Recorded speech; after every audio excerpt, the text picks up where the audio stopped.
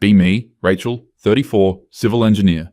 Spent my 20s climbing ladders in hard hats while men twice my age called me sweetheart. Earned every inch of respect in that office. Live alone in a decent apartment. Finally making senior engineer money. Independence feels like breathing clean air after years underground. New neighbour moves in across the hall 6 months ago. Kevin, maybe late 20s, works from home mostly. Graphic designer or something. Always has this look like he's apologising for existing. We do the polite nod thing for weeks. One night I'm in the laundry room, 10 p.m, because that's when it's empty. He walks in with a single garbage bag of clothes. Literally one bag. Like, dude, are you washing everything you own at once? He looks embarrassed. Mumbles something about forgetting laundry exists. We sit there in that fluorescent lighting, both pretending to look at our phones. Machines humming like white noise generators. You're in 3B, right? He asks. First full sentence he's ever said to me. Yeah, you're 3A. Conversation you'd have with a stranger at a bus stop. But then his phone buzzes and he actually groans out loud. Sorry, just dating apps, you know? Holds up his phone showing some girl's message that just says, K. The conversation above it is him writing these thoughtful paragraphs about her profile. Her responses are all variations of LOL and K. Why do you keep messaging her? I ask. He shrugs in this defeated way. I mean, she hasn't unmatched me yet, so... The bar is literally on the floor. Actually beneath the floor. Geological layers beneath the floor. We end up talking for 40 minutes while our clothes wash. He tells me about his day, which consisted of working, gaming with friends online, and eating cereal for dinner. I tell him about the project I'm managing, this bridge renovation. He actually listens, asks questions, doesn't do that thing where men wait for their turn to talk. Seems genuinely interested when I explain load calculations. Rare enough that I notice. Becomes a thing after that. Running into each other in the hallway, laundry room, mailboxes. He's always polite, always respectful of my space.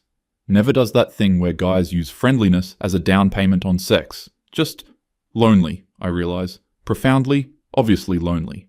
One day I'm struggling with groceries. He helps without being weird about it. You doing anything tonight? I ask, without thinking. No. Sounds like a question when he says it, like he's checking if that's the right answer. Want to order Thai food and watch something? His face does this thing, like I just offered him water in a desert. Bit pathetic, honestly, but also kind of heartbreaking. He comes over, brings beer, like he's attending some formal event.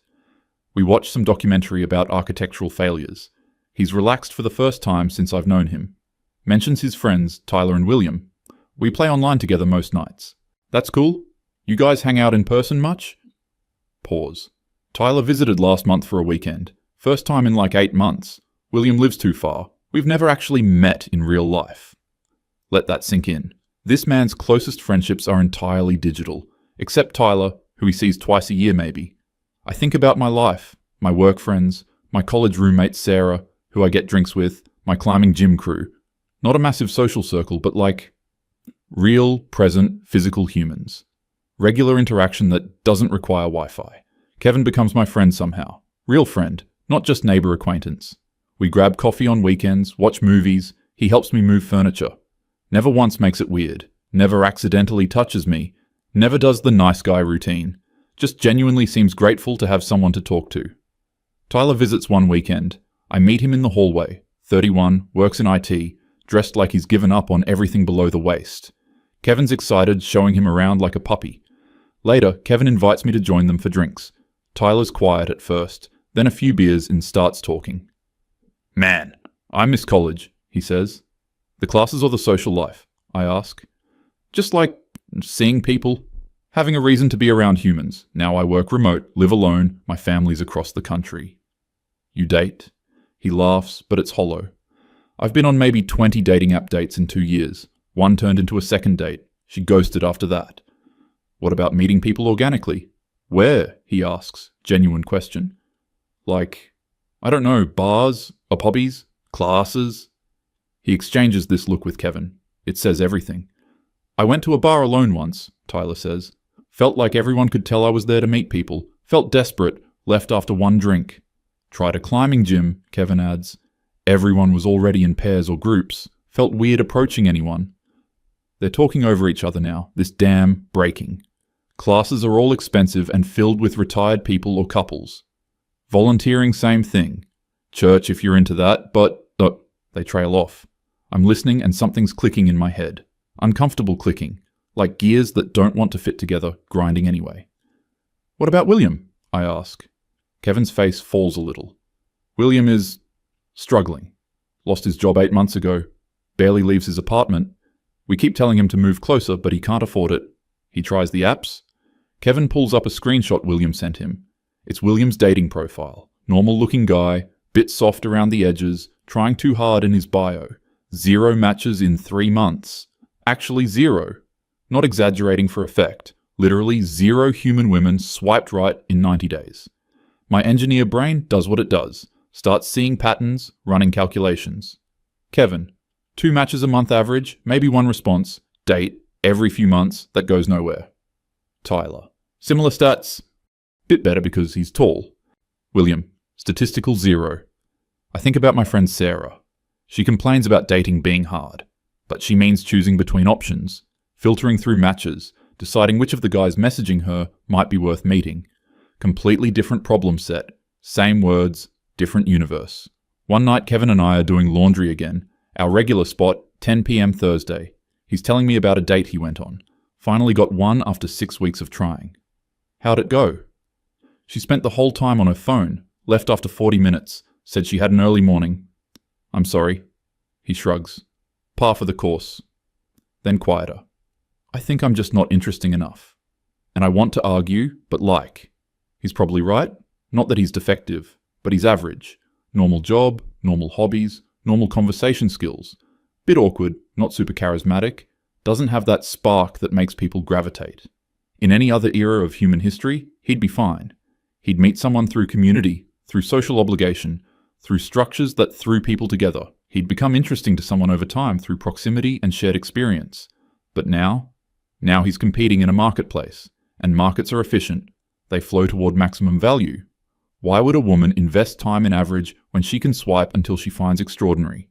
She shouldn't have to settle. I genuinely believe that. Women spent millennia forced to settle, forced to marry for survival, for social standing, because spinsterhood meant destitution. The feminist wins I value most.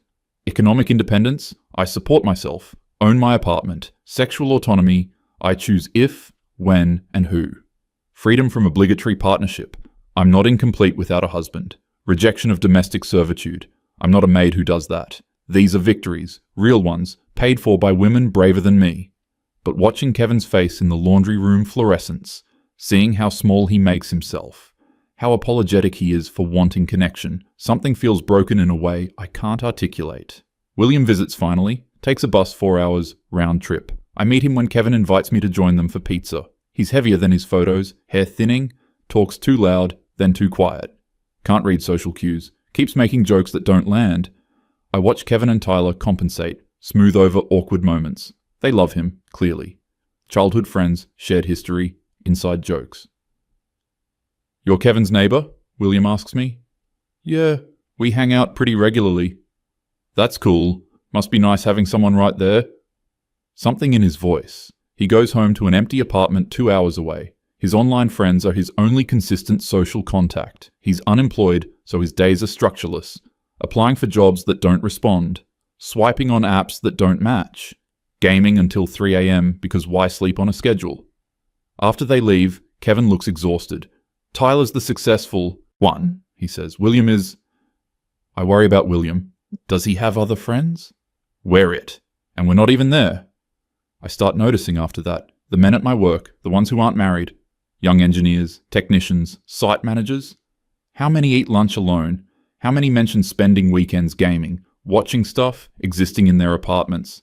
They're not bad guys, not creeps or jerks, just isolated, like they're all living in separate boxes, reaching toward each other through screens. One of my work friends, Jessica, complains about dating.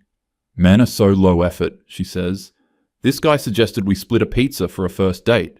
A pizza? How cheap can you be? I nod along because that is low effort. But I think about Kevin practicing what to say on dates, agonizing over whether dinner is too formal, coffee too casual, spending money he doesn't have much of on dates that end in polite rejection. Neither perspective is wrong. Jessica shouldn't have to accept low effort. Kevin is trying his best. Somehow both things are true. My friend group is mostly women. We talk about relationships, dating, men. The consensus is usually men are disappointing. They don't communicate, don't do emotional labor, don't meet our standards. And I agree mostly. The bar is low and they limbo under it. But then I think about Kevin asking me how my day was and actually listening, remembering details about my projects, respecting every boundary, trying so hard to be worth someone's time, and getting nowhere. One night after wine, I ask him directly, "Do you feel lonely?" He's quiet for a long time. I feel like I'm shouting into a void, like I'm supposed to be connecting with people, but I can't figure out how. Everyone else got a manual I didn't receive. You have friends, though. I have people I play games with online. I have Tyler, who I see twice a year.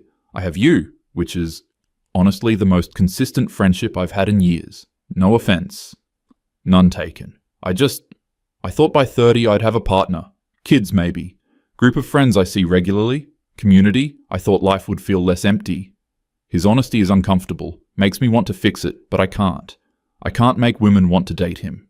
I can't manufacture friendship groups. I can't rebuild social structures that don't exist anymore. I think about the church my grandmother attended, how she met my grandfather through church socials. Their friend group was built in. Other church couples, weekly gatherings, shared purpose, community expectation. She told me once she wasn't sure she loved him when they married. Love came after, she said. You built it together. I found that horrifying when she said it, marrying someone you didn't love. But she was happy. They were together 40 years until he died. She had community, purpose, connection. I don't want to go back to that. Don't want arranged partnerships and obligatory domesticity. Don't want women forced into marriage for survival. But what replaced it? Freedom, choice, autonomy. These are good things. I genuinely believe that. But Kevin's freedom means freedom to be alone. His choice means access to a marketplace that doesn't choose him back. His autonomy means no one is obligated to build community with him. And that's fair. No one should be obligated. Women don't owe men relationships. I don't owe Kevin anything beyond what I choose to give. His loneliness is not my responsibility to fix, but he's still lonely. William is still isolated. Tyler still goes days without meaningful in-person interaction. And there are millions of them. I see the statistics, read the articles. Young men reporting historic levels of loneliness. Declining friendships, declining relationships, declining community. Increasing isolation, increasing depression, increasing suicide. It's not women's fault. We're not causing it by having standards. We're not obligated to fix it by lowering standards. We deserve partners who meet us as equals, who've done their emotional work, who add value to our lives. But the men who can't do that, the average ones, the awkward ones, the ones without charisma or social skills or genetic lottery wins, they're just alone now, and they used to not be. They used to have structures that caught them. Mandatory social participation through church, community expectations, workplace cultures that involved humans. Assigned relationships through proximity and obligation. Those structures were often oppressive, especially to women. I don't mourn them. But I notice their absence leaves casualties. Kevin asks me once, late night laundry conversation, "Do you think I'm defective?" What? No, why? If this many people reject me, statistically, I must be the problem. You're not defective. The system is just different now. Different how? I try to explain what I'm thinking. About markets and efficiency. About freedom and isolation. About how liberation from obligation means no guaranteed connection. So I'm free to die alone, he says. Not bitter, just factual. That's not what No, I get it. And it's fair. Women shouldn't have to settle. I wouldn't want someone with me out of obligation. I don't know what I'm supposed to do. Neither do I. I don't have answers. I believe in everything feminism fights for.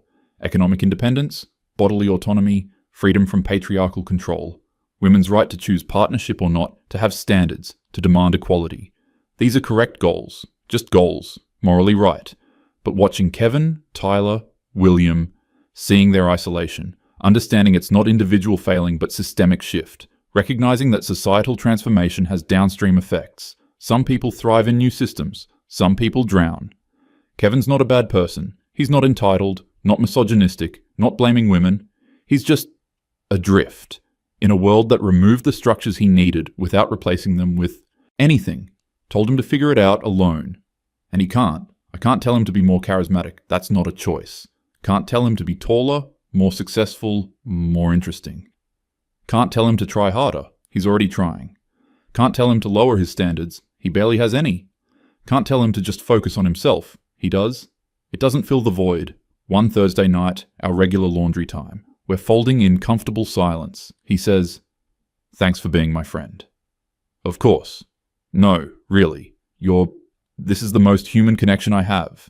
These Thursday nights, the occasional movie, it matters. I feel the weight of being someone's primary connection. I'm not trying to be.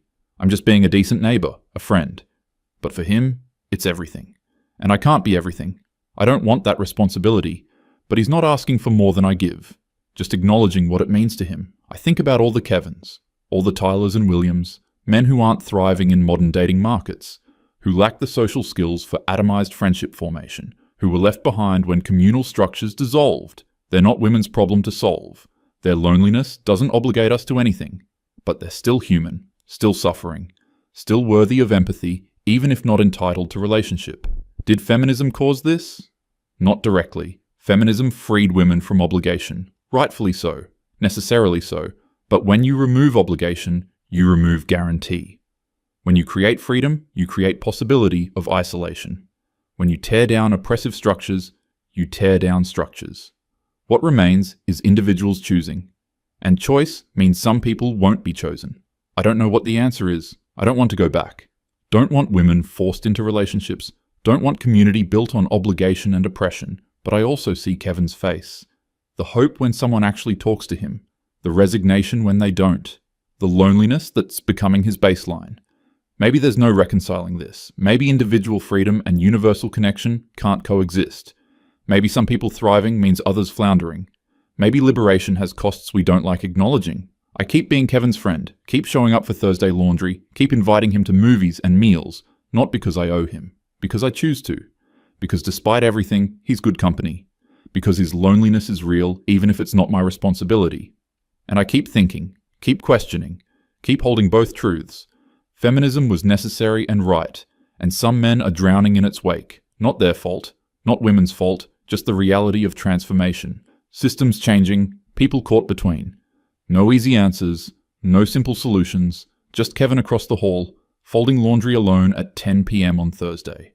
Grateful when I show up, trying to figure out how to be human, in a world that doesn't need him the way it used to.